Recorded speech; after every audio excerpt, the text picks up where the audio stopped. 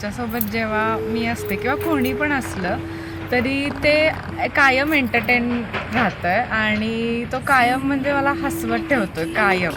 त्यामुळं कधी आम्ही इतके वर्ष एकत्र आम्हाला कधी दोघांना बोर होत नाही. कायम आम्ही एकमेकांच्यातच असतो. त्यामुळं आता आयुष्यभर तसंच असणार आहे. हाथों में हरदम मेरे तेरा हाथ हो, अल्फाज हो मेरे तेरे जज्बात हो,